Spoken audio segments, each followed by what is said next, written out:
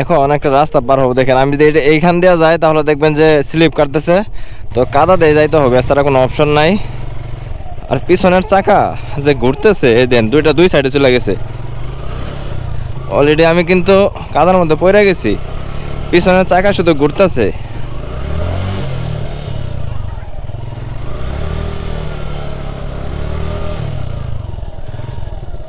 পিছনের চাকা ঘুরতেছে কিন্তু গাড়ি আর যাইতেছে না, বুঝছেন।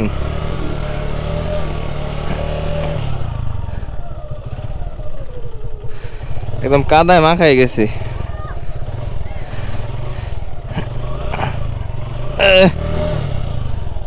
গাড়ি আর যাইতেছে না, কি যে একটা অবস্থা হয়েছে দেখেন, সামনে ধাক্কা নিয়ে যাইতে হইতেছে।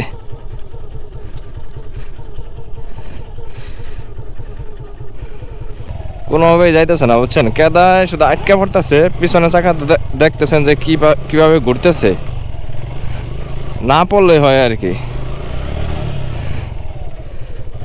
ও শিট, পা রাখতে পারতেছি না, পিছনে চাকা শুধু ঘুরতেছে, বুঝছেন, কোনোভাবেই যাইতে পারতেছি না। আর এত কাদা, আপনি কি কল্পনা করতে পারেন আমরা। ও শিট, কোন দিক দিয়ে দিলাম, ও শিট। শুধু শহরের কথা চিন্তা করলে হবে না, গ্রামের রাস্তাগুলোও উন্নয়ন করতে হবে, বুঝছেন। দেখতেই তো পারতেছেন যে কেমন রাস্তা পার হইলাম আর কি। ও পিছনের চাকা শুধু ঘুরে, যে কথা বলতেছিলাম আর কি, বুঝছেন। আমার তো এখন মোটামুটি বয়স হচ্ছে 26 বছর। 26 বছর লাইফে আমি এই রাস্তাগুলো কাঁচাই দেখতেছি, এখনো পর্যন্ত কিন্তু পাকা হয় নাই। তো আমরাও কিন্তু চাই যে এই সমস্ত রাস্তাগুলো পাকা হোক। এই দেখেন কোন দিক দিয়ে চাকাটা দিব, দেওয়ার কোনো সিস্টেমই নেই। আর শুধু শহরের রাস্তাঘাট, হাইওয়ে এগুলো তো মেরামত করলে হবে না, গ্রামের রাস্তাগুলো মেরামত করতে হবে। দেখেন সব জায়গায় রাস্তাঘাটের কী অবস্থা। এটা হচ্ছে আমার এলাকার রাস্তা, বুঝছেন, যেটা বলতেছিলাম, জন্মের পর থেকে দেখতেছি রাস্তাগুলো এই অবস্থা।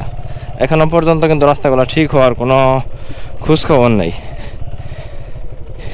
বৃষ্টি হইলে বাড়ি থেকে বের হওয়া খুব কষ্ট হয়ে যায়। তাই আপনারা যারা খালি মেন রাস্তা বা ঢাকা আশেপাশে পরিষ্কার করেন বা মেরামত করেন, তারা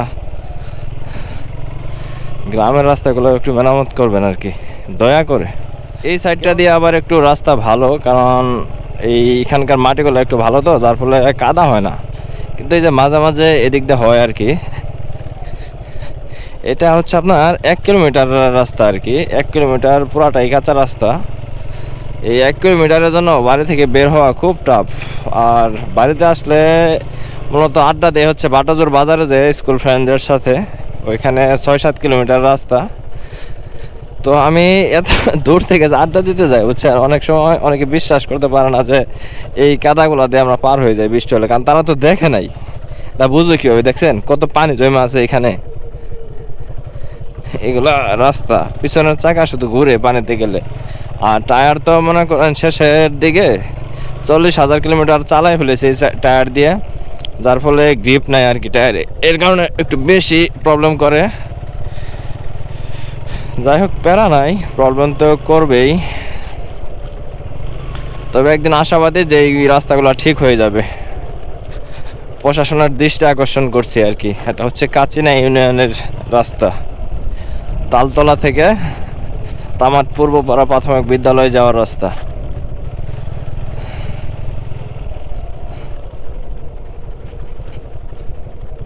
ওরে শিট, রাস্তা প্রায় ভালো রাস্তায় চলে আসি আর কি।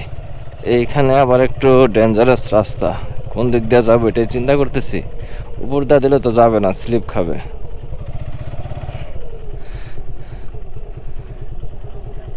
হ্যাঁ, উপর দিয়ে তো স্লিপ খাবো।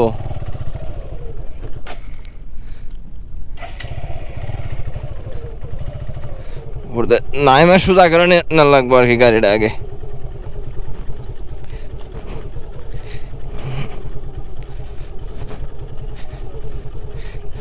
নিজ দা যে কেদা হইছে,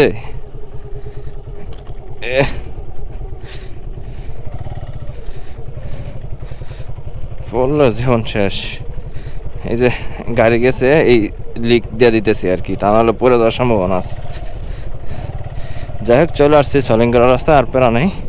তো এটাই দেখালাম আর কি, প্রশাসনের দৃষ্টি আকর্ষণ করছি, রাস্তাটা তাড়াতাড়ি ঠিক করে দেবেন আর কি।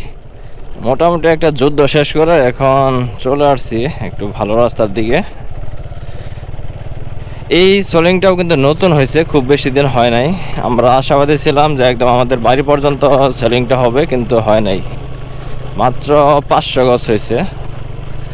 তবে কোনো একদিন হয়ে যাবে। এখন সরকারের যে অবস্থা, এখন স্থায়ীভাবে কোনো সরকারই নাই, এখন কে করবে এই উন্নয়ন রাস্তাঘাটের, এটা নিয়ে প্যারা। ভাবছিলাম হয়ে যাবে, আশা করি পরবর্তীতে নতুন একটা ভালো সরকার আসবে আর রাস্তাঘাটগুলো ঠিক করে দেবে আর কি।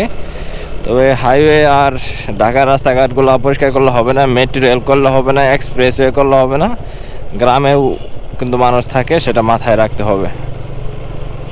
তো ভালো থাকবেন সবাই, টাটা।